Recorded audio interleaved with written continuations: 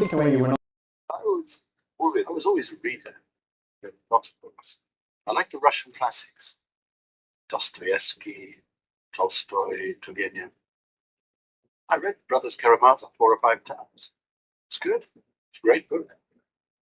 The longer the better. I just wanted to escape from the real world. E aí, gente? Hoje eu tô na difícil tarefa de poder fazer uma introdução a esse vídeo, à altura do livro, que é Os Irmãos Karamazov, de Dostoiévski. E eu digo a difícil missão porque nós demandamos aí 8 lives no canal para falar sobre este livro. Então foi a primeira leitura conjunta que eu fiz no canal e nós conversamos ali por 8 domingos consecutivos sobre a leitura deste livro.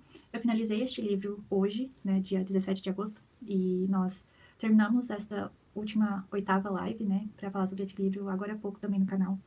E eu pensei que seria importante fazer um vídeo também, encerramento, porque a gente tem um vídeo aqui no canal explicando como que seria a leitura coletiva, o cronograma, e tem uma playlist aqui no canal, se por algum motivo você não conseguiu participar da leitura conjunta, mas quer, né, ter aí um cronograma de apoio para você ler e também acompanhar as lives, né, as minhas impressões e o que eu fui acrescentando de informação ali à medida que eu fui avançando na leitura. É só você adaptar, né, o cronograma com as datas aí pra frente, então você pega o cronograma e adequa as datas, acho que vai ser super simples de fazer, e à medida que você for avançando na leitura, você acompanha as lives que eu deixei gravado, tudo tá gravado nessa playlist, então se você tem interesse, fica à vontade pra ir lá assistir, enfim. Eu gostei muito de gravar as lives, acho que ficou um conteúdo bem legal, como vocês podem ver, fiz várias marcações pra compartilhar com o pessoal, teve um pessoal que seguiu firme e forte até o final, aqui na minha edição são mais de 1.200 páginas, e a gente passou por trechos bem emblemáticos que, para mim, marcam bastante a literatura mundial. E, então, a gente teve o Alyosha falando com o Ivan sobre crença, né, sobre a existência ou não de Deus. O Alyosha, ele se questionando, né, um pouco também sobre as consequências da existência ou não de Deus também, à medida que o Ivan o ia questionando também. O Ivan, ele tinha dúvidas contundentes sobre a fé, e ele acabava plantando também muitas dessas dúvidas para as pessoas que estavam em volta. Eu sei, né, eu falei isso na última live, eu sei que o livro não é unanimidade, então provavelmente há pessoas pelo mundo que não gostaram desse livro, mas também como eu comentei lá, eu acho que é inegável a força que tem esse livro aqui.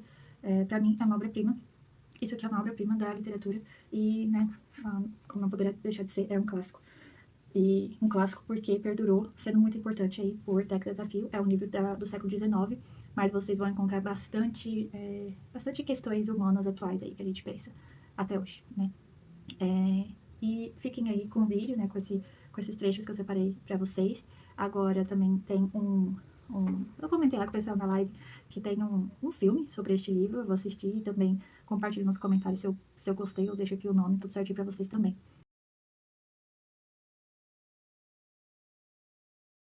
E a gente tem um retrato sobre o que o narrador conhece sobre ela e tem de opinião sobre ela, né? Olha só, o perfil dessa nova esposa.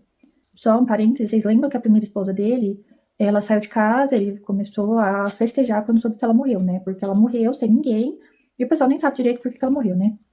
Mas aquela dinâmica dos dois, um agredia o outro, ele agredia ela, uma coisa horrível. E essa segunda esposa, olha só o que ele né, o narrador nos conta. Não sei dos detalhes, apenas ouvi dizer que a jovem, gentil, paciente e ingênua tinha tentado enforcar-se em algum cabide da despensa. Isso antes de conhecer ele.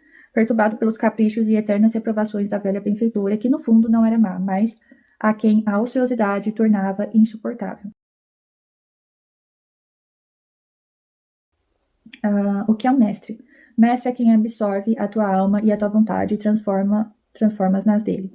Ao escolher um mestre, tu abdicas da própria vontade, cedendo a ele em total obediência e resignação. O penitente suporta voluntariamente essa prova, esse duro aprendizado na esperança, depois de longo estágio, de vencer a si próprio, de dominar-se a ponto de finalmente atingir, depois de ter obedecido por toda a vida, a liberdade perfeita, isto é, a liberdade diante de si mesmo, evitando o destino dos que viveram sem se encontrar a si mesmos.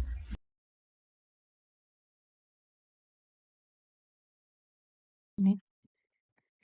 E aí teve outro trecho que eu achei incrível aqui, que é sobre a dúvida, mesmo de quem crê. Esse trecho, ele me lembrou, vocês já viram a Fleabag, aquela série, que ela se interessa por um padre. E tem um determinado momento que eles conversam sobre se ele já se questionou sobre a fé dele. E ele fala que sim, todo dia. A todo momento ele se questiona sobre isso.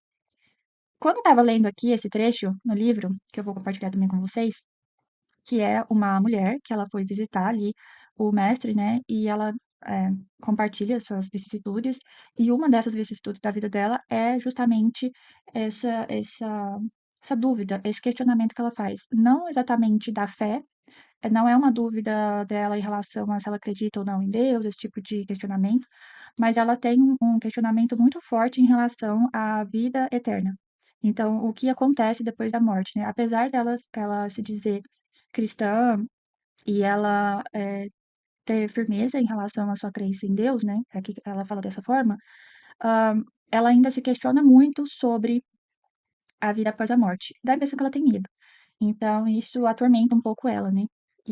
Ah, como lhe sou grata, né? Ela fala aqui pro padre. Veja, feche os olhos e sonhos. Se todos creem, de onde vem isso? Asseguram que a religião se origina do terror inspirado pelos fenômenos angustiantes da natureza, mas que nada disso existe. Bem, eu me digo, por toda a minha vida sempre acreditei, morrerei, pois, e não haverá nada, só a erva crescerá sobre o túmulo.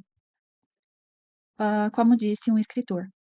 E aí a gente tem aqui na nota de rodapé que esse escritor, né, que ela está mencionando, é o Turgenev. É terrível. Como recuperar a fé? Aliás, só acreditei em minha primeira infância, mecanicamente, sem pensar em nada. Como me convencer? Vim para me prosternar diante do Senhor e lhe pedir esclarecimentos. Pois se eu deixar passar esta oportunidade, nunca mais ninguém me dará a grande resposta. Como me convencer? Segundo que provas? Como sou infeliz? Ao redor de mim, ninguém se preocupa com essas coisas. E não consigo suportar tudo isso sozinha. É terrível. Sem dúvida é terrível, mas essas coisas não podem ser provadas. Precisamos nos convencer. Como? De que maneira? Como a experiência do amor ativo, esforce-se para amar o seu próximo com um ardor incessante. À medida que a senhora progredir em seu amor, ficará convencida da existência de Deus e da imortalidade de sua alma. E se chegar à abnegação total no amor ao próximo, então acreditará mesmo, e nenhuma dúvida poderá sequer se aproximar de sua alma. Isso é demonstrado pela experiência. Ou seja, ele não faz um julgamento dela assim, você tem menos fé porque você tem esses questionamentos sobre, né, o que que vai acontecer após a morte, esse tipo de coisa. Ele não joga pedra nela, né, digamos assim, mas ele entrega uma resposta para ela de que na vida, ao invés dela ela se deixar ah, corromper e se corroer, né, acho que essa é a palavra melhor, por essa dúvida, que ela entregue mais amor para as pessoas, né? O Fyodor pergunta assim, de bate pronto pro Ivan, e aí, você acredita em Deus ou não? E aí ele também responde bate-pronto, ele fala, não, Deus não existe. Aí o Fyodor vira pra Alyosha, né, que tá ali com o seu hábito ainda, sua roupa, né, do mosteiro, enfim. E aí ele fala, Alyosha, Deus existe? E a Alyosha responde, sim, Deus existe. E aí continua nesse diálogo entre o Fyodor com o Ivan e o Alyosha, né. Aí o Fyodor pergunta pro Ivan, Ivan, existe alguma imortalidade, por menor que seja, por mais modesta que seja? Aí o Ivan fala: não, a imortalidade tampouco existe. De forma alguma? De forma alguma. Isso significa um zero absoluto ou um nada? Mas talvez haja alguma coisa e não apenas o nada?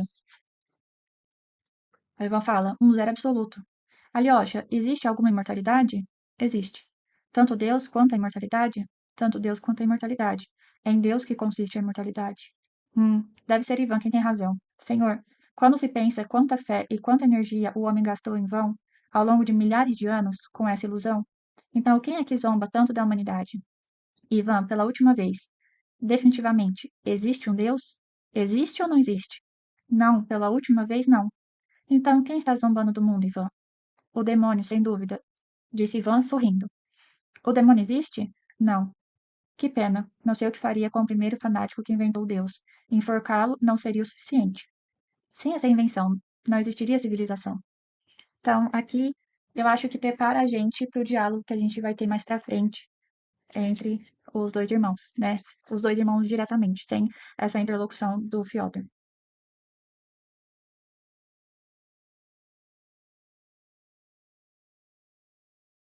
E o Ivan, ele reflete sobre o mal que assola ele.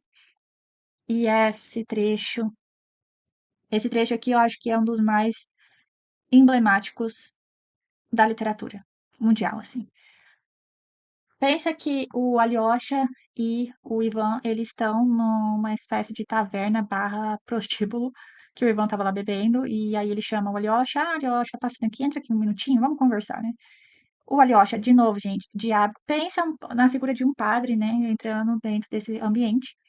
E aí o Ivan fala, não, pode vir, eu tô aqui numa sala reservada. Quando o Alyosha ele entra naquele ambiente, ele vê que não era tão reservado nada, porque ele até tá num cantinho, assim, né, o Ivan tá num cantinho, assim, mas não era, assim, só ele lá, né, as pessoas passam, o pessoal bebendo, as mulheres que trabalhavam ali, enfim, e ele ali naquele ambiente. E aí eles travam esses diálogos. E aí o Ivan começa a falar dos exemplos mais terríveis da humanidade, né, relacionado a crianças. E aí ele fala como que pode existir Deus e ele permitir que isso aconteça. Ele permitir tantas coisas horríveis, principalmente com crianças que são tão indefesas, que todo mundo ama, quer cuidar, proteger. Como é possível as pessoas fazerem coisas terríveis com esses seres? E mesmo assim, a gente falar que Deus as perdoa, e Deus existe, e é misericordioso, e a misericórdia dele com essas crianças. É isso que o Ivan vai falar. E é isso que faz esse diálogo entre eles serem, com certeza, um marco da literatura mundial. Assim. É diferente de qualquer outra coisa que a gente vai ler. É uma experiência única mesmo, esses livros aqui, essa parte do livro. Não há nada que eu fale que vá chegar perto da escrita aqui, então vou ter que ler, né? Não tem como, gente. Vou ter que ler alguns trechos para compartilhar. Queria falar do sofrimento da humanidade, em geral, mas é melhor que nos limitemos ao sofrimento das crianças. Essa parte é pesada, gente. Já fica aqui o comentário. Minha argumentação vai reduzir-se a 1/10, mas é melhor assim, embora seja claro que eu saia perdendo. Primeiro, podemos amar as crianças de perto, mesmo sujas, mesmo feias, porém me parece que as crianças nunca são feias. Depois, se não falo dos adultos, é não apenas porque eles são repugnantes e indignos de serem amados, mas também porque tem uma compensação. Eles comeram fruto proibido e conheceram o bem e o mal, tornaram-se semelhantes aos deuses e continuam comendo fruto proibido. Mas as pequenas crianças não comeram nada e ainda são inocentes. É curioso você olhar e volta para a parte que eu falei que o Ivan, ele é extremamente inteligente. Ele conhece a Bíblia, as histórias bíblicas, ele conhece a história de Jesus, de Deus, como ninguém. Ele conhece tudo. Ele cita versículos de cabeça, ele sabe profundamente os significados atrás de tudo que está escrito na Bíblia. Então, sim, até agora ele se mostra um grande entendedor. Não é que ele nega a Deus por não conhecer nada. Ele realmente conhece. Ele conhece muito, então ele tem várias dessas menções aqui. E ele continua. Alyosha, você ama as crianças? Eu sei que você as ama. Não vai compreender porque só quero falar delas. As crianças também sofrem muito, sem dúvida, para pagar pelo pecado dos pais que comeram o fruto. Eis um raciocínio de outro mundo, incompreensível para o coração humano aqui na Terra. O inocente não deveria sofrer por um adulto, principalmente um ser tão pequenino. Isso vai surpreendê-lo, Alyosha. Mas eu também adoro as crianças. Veja bem, os homens cruéis dotados de paixões selvagens, os Karamazov, às vezes amam muitas crianças. Até os 7 anos, as crianças são muito diferentes dos adultos. É como se elas fossem outro ser, outra natureza. Conheci um bandido, um prisioneiro, em sua carreira, entrando à noite nas casas para roubar. Ele assassinara famílias inteiras, inclusive as crianças. Mas coisa estranha, na prisão, ele amava as crianças. Só ficava olhando elas brincarem no pátio e tornou-se amigo de um menino que via brincando debaixo de sua janela. Alyosha, sabe por que estou falando dessas coisas? Estou com dor de cabeça e me sinto triste, triste. Aí o Alyosha fala, você está com um aspecto estranho, não parece estar em seu estado normal. E aí o Ivan fala de novo.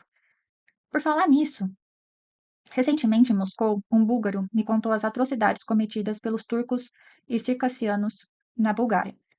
Temendo uma rebelião geral dos eslavos, eles incendiavam, matavam, violavam as mulheres e as crianças, pregavam os prisioneiros nas cercas pelas orelhas e os abandonavam assim até o dia raiar. Depois os penduravam no muro, etc. Às vezes, comparam a crueldade dos homens com a das feras. Isso é um insulto às feras. Os animais nunca chegam ao requinte do homem. O tigre mata a presa e a devora. Isso é tudo. Ele jamais imaginaria que fosse possível deixar pessoas pregadas pelas orelhas a noite inteira, mesmo se o tigre tivesse uma imaginação muito rica.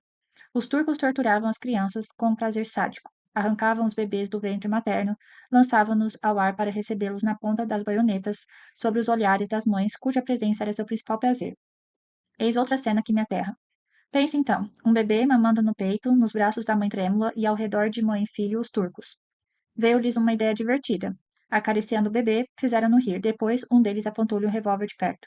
A criança estendeu os bracinhos para brincar. De repente, o artista puxou o gatilho e esmagou-lhe a cabeça.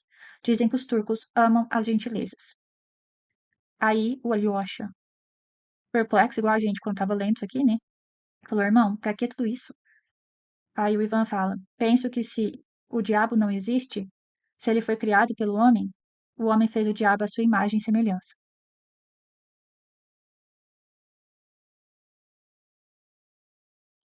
Agora tinha um duplo objetivo. Primeiro, vingar-se, isto é, o desejo de ver a desonra do justo e a provável queda de Alyosha, do alto patamar de santo ao térreo andar de pecador, o que desde já o embriagava. Segundo, tinha em vista certo interesse, muito vantajoso para ele. Falaremos disso adiante. Então, chegou o grande momento, pensou com alegria maligna. Então, vamos agarrar a ocasião pelos cabelos, vamos aproveitar este momentinho, pois ele chegou na hora exata. Ou seja, o pessoal já estava planejando, né, há muito tempo, ficar tentando a Alyosha para ver se realmente ele era tão bom assim, né? Eles queriam tentar o Alyosha o máximo possível. E a Grushenka também, né? Por muito tempo ela pensou em fazer isso e ela mesma admite isso pro Alyosha, que passou assim pela cabeça dela. Ele passava na rua e ela falava, não é possível que ele é tão bom assim, não, não é possível. Que ele nem olha pra mim, não, eu vou fazer alguma coisa pra provar que ele não é tão bom assim. Então ela se arrepende disso, né? E fala pra ele que ela se arrepende disso, mas o Rakitin não. O Rakitin é uma cobra, né, gente? Assim que eu consigo fazer uma definição dele. E a gente tem uma parte que o Alyosha, ele responde o Raktin, ele não permite que diminua a sua fé. De novo, ele, né, se posiciona ali. Ele fala assim, Raktin, disse Alyosha em tom firme, não me irrite dizendo que me revoltei contra meu Deus. Não tenho raiva de você. Seja melhor, então, você também. Tive uma perda imensa, você não pode me julgar neste momento.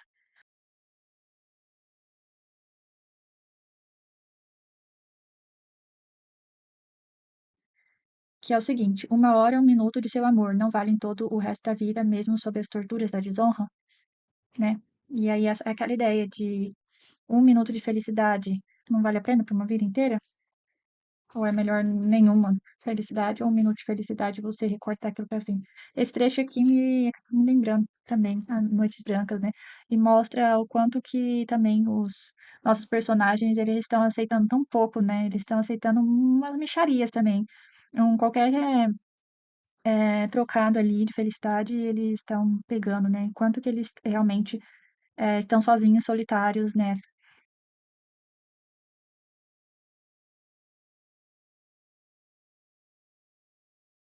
Aí o Nicolai explicou suavemente que ele seria levado pelo comissário da Polícia Rural, que se encontrava justamente ali. Só que ele tem um rompante, né? E ele vem com isso que eu comentei com vocês, que é esse monólogo, né? Acerca dessa questão da crueldade humana, né? Então ele fala assim: espere, interrompeu Mídia subitamente. Dominado por um impulso irresistível, disse a todos os presentes na sala: senhores, todos nós somos cruéis, todos desnaturados, todos nós fazemos os outros chorarem. As mães, os bebês a mamar, mas de todos, que isso agora seja garantido, de todos, eu sou o mais imundo dos vermes. Que seja. A cada dia de minha vida, batendo no peito, eu prometia me corrigir. E todos os dias cometi as mesmas maldades. Agora compreendo que a pessoas como eu é preciso um golpe de sorte para dominá-las por meio de uma força exterior. Jamais, jamais eu me levantaria sozinho. Mas eis que explodiu a tempestade. Aceito a tortura da acusação e a minha desonra pública. Quero sofrer e me purificar com o sofrimento. Talvez eu me purifique. Não é verdade, senhores? Em todo caso, ouçam, pela última vez. Eu sou inocente na morte de meu pai. Aceito o castigo, não por tê-lo matado, mas por ter querido matá-lo, e talvez realmente eu viesse a matá-lo. Todavia, da mesma forma, eu tenho a intenção de lutar contra os senhores. Isto eu lhes digo. Eu vou lutar até o fim. Depois, Deus nos aparte. Adeus, senhores. Não me queiram mal por ter gritado durante o interrogatório. Oh, eu ainda era tão estúpido. Então, agora serei um prisioneiro. Agora, pela última vez, como homem livre, Dmitri Karamazov lhes estende a mão. Ao dizer-lhes adeus, eu digo adeus aos homens.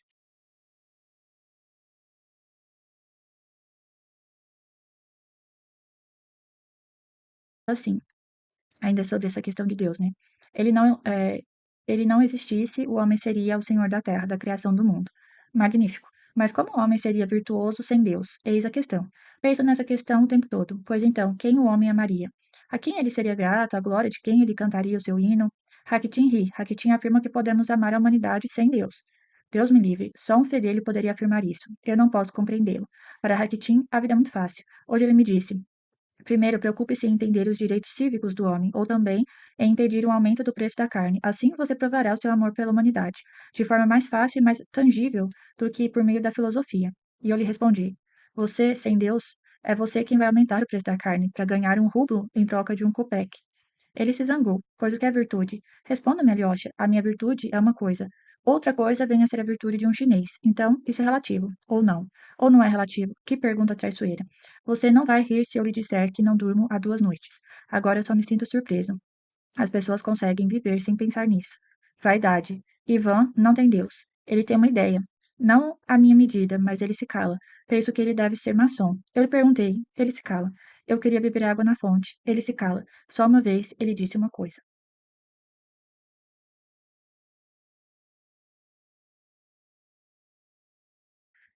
De quem está falando? De Mitya? Perguntou Alyosha surpreso. Não, não ele. Ao diabo, esse monstro.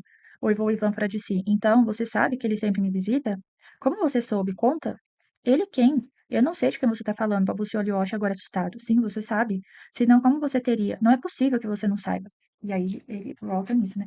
E é muito surpreendente aqui pra mim o pulo que a gente teve com o Ivan, né? Porque assim, a gente tinha o Ivan no começo da história como uma pessoa extremamente questionadora, então a gente sabia que o Ivan ele ia ser o personagem aqui que iria questionar muito, questionar bastante sobre a existência de Deus ou não, meio que provocar o Alyosha, né, para eles travarem esse tipo de conversa, mas as coisas foram escalando tanto na história que ele foi ficando imerso, né, nesses pensamentos, assim, ficando cada vez mais eh, refém, parece que, dos próprios questionamentos que ele tinha, né. Eu até citei para vocês lá aquele o padre, né, de Fleabag, né, que fala que é normal as pessoas elas se até quem tá dentro da igreja, enfim, elas se questionarem, mas o Alyosha, ele se questionava e isso me lembrou aquele padre. Mas no caso do Ivan, é mais esse questionamento geral, né, da humanidade. Mas apesar disso também, o Ivan é extremamente inteligente, né, ele é muito inteligente, então é um pouco até triste a derrocada dele em relação a isso, assim, a gente acompanhar, a loucura, né, que ele foi se enfiando aqui por conta dessa parece que ele não conseguia encontrar resposta, né, ele buscava, assim: "Ah, Deus existe, não existe?", a participação do diabo na vida das pessoas e a questão da ética, da justiça, por que que acontece coisas tão ruins com crianças. Então ele vem, né, trazendo desde desse diálogo dele com o Alyosha, a gente vê ele mergulhando cada vez mais fundo nesse poço, né.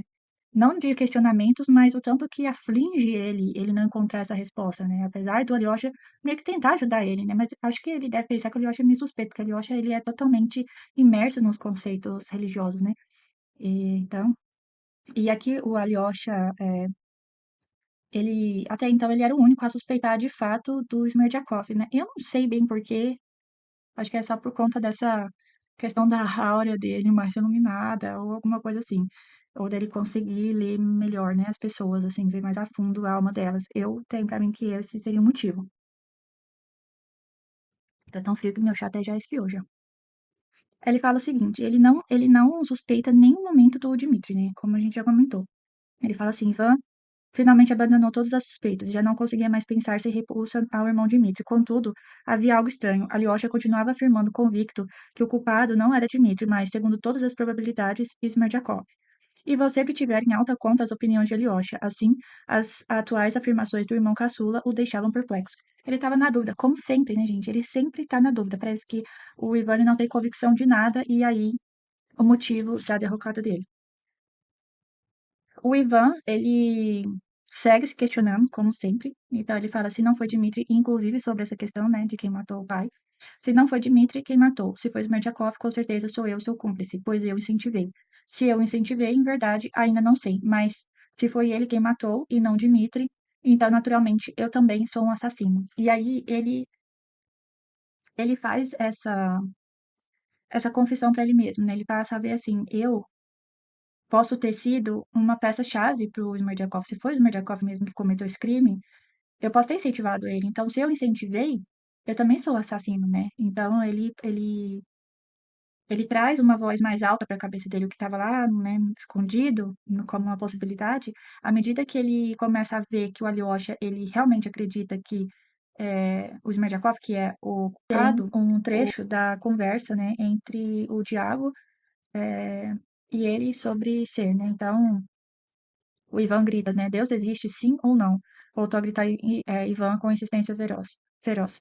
Ah, então é sério, meu querido? Juro, não sei. Dou-lhe a minha palavra de honra. Aqui é o diabo respondendo para ele, né? Você não sabe? Não vê Deus? Não, você não existe em si mesmo. Você é eu. Você sou eu e nada mais. Você é uma imundície. Você é a minha imaginação. Porque o Ivan, que ele começou a pensar, né? Ele estava pensando, eu tô alucinando, eu sei que eu tô alucinando, mas ele continuava conversando, né, com o diabo. E coisas que o diabo comentava com ele falava, nossa, mas isso são ideias minhas. Então eu sou você, você sou eu, na verdade. Então você não é um diabo, um ente terceiro. Você é a personificação na minha frente do que eu sou dentro das minhas ideias, né? Então ele começou a ficar perdido nesses pensamentos. Isto é, se você quiser, nós compartilhamos a mesma filosofia, isso é verdade.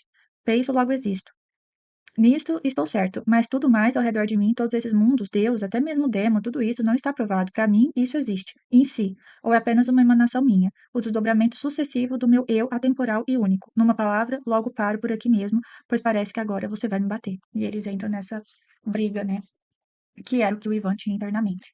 E aqui, partindo para o final já desse livro, né, a gente tem outro trecho que me lembrou de novo Crime e Castigo, no aspecto moral do castigo, né?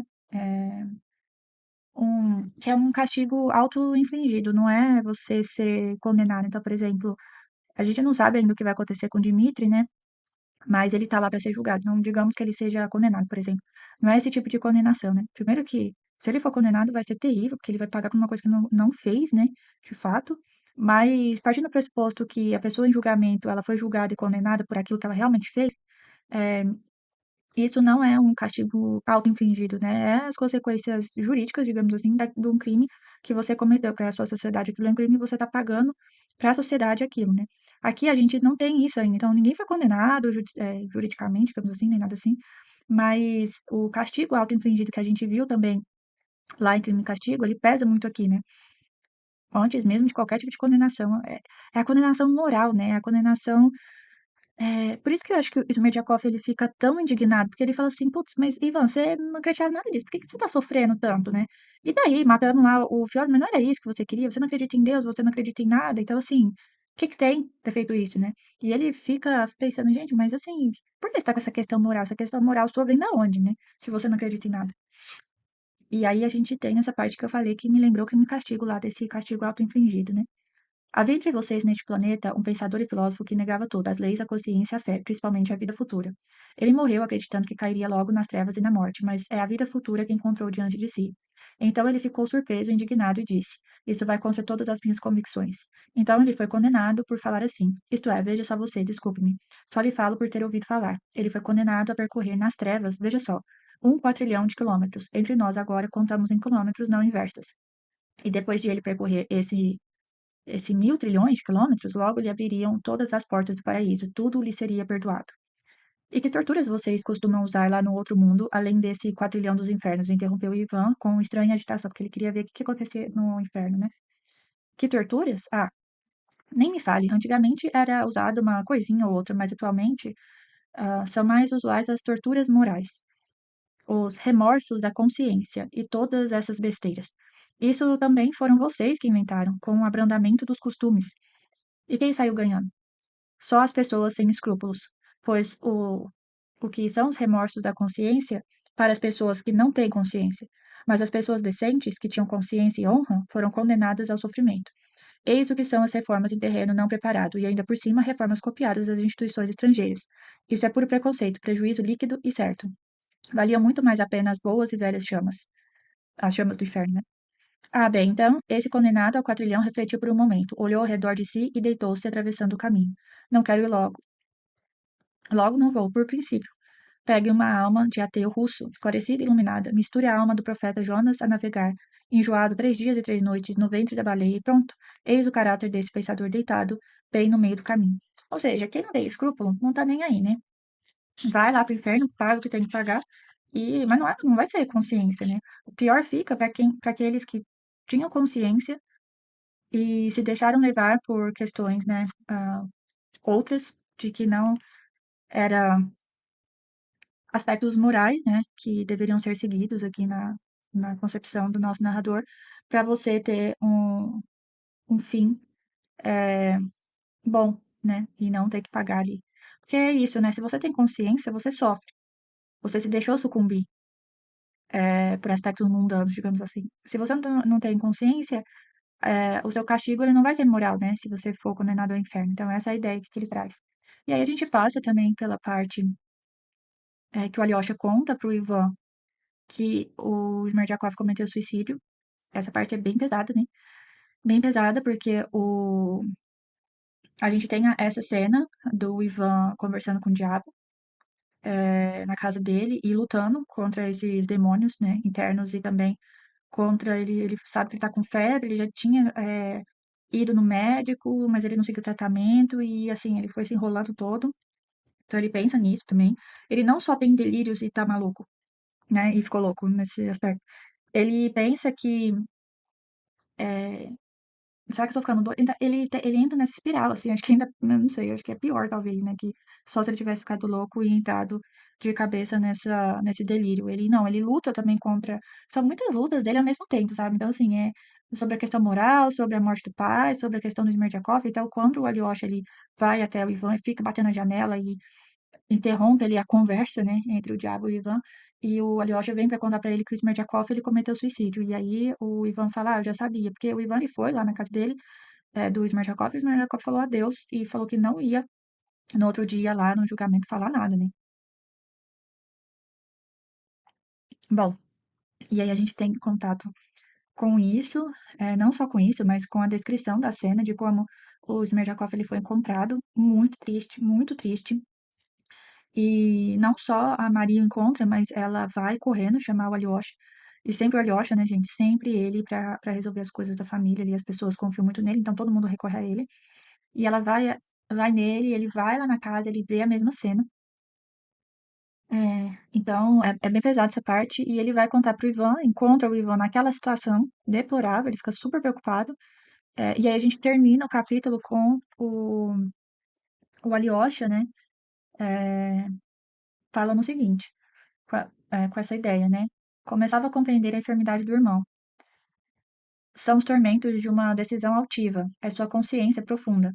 Deus, em quem Ivan não acreditava, e a sua verdade, sua com letra maiúscula, não é verdade Deus, ganhava o coração de Ivan, que ainda se recusava a obedecer. Sim, esse pensamento era um furacão na cabeça de Alyosha, já pousada no travesseiro. Sim, Smerdjakov está morto. Agora ninguém acreditará no depoimento de Ivan, mas ele vai ao julgamento e vai depor.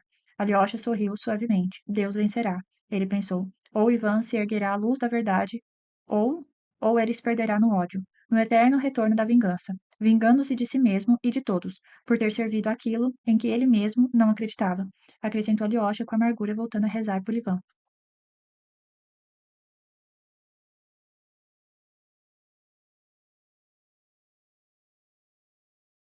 O que eu posso dizer, senhores jurados? A hora do juízo chegou, sinto a mão de Deus em mim. É o fim do homem desumano. Mas como se eu estivesse me confessando a Deus, aos senhores também eu digo. Pelo sangue de meu pai, não, eu não sou culpado. Pela última vez repito, não fui eu quem o matou. Eu era desumano, mas eu amava o bem. Eu amava o bem, né? Não o amava. O tempo todo eu queria me corrigir, mas vivi como um animal selvagem. Agradeço ao promotor. Ele disse sobre mim coisas que eu nem sabia, mas não é verdade que eu matei meu pai. O promotor se enganou. Agradeço também a meu advogado. Eu chorei enquanto o ouvia, mas não é verdade que eu matei o meu pai. Não era preciso sequer supor isso. E os médicos, não acreditem neles. Eu tenho razão, não perdi a razão. Só o meu coração está pesado. Se os senhores me perdoarem, se me deixarem ir embora, eu vou rezar pelos senhores. Eu me tornei melhor, dou a minha palavra e dou-a diante de Deus. E se os senhores me condenarem, eu mesmo vou quebrar a minha espada acima da minha cabeça, e depois de quebrá-la beijarei cada pedaço. Mas perdoe-me, não me afaste de meu Deus. Que eu me conheço, logo começarei a murmurar. Meu coração está pesado, senhores, perdoe-me.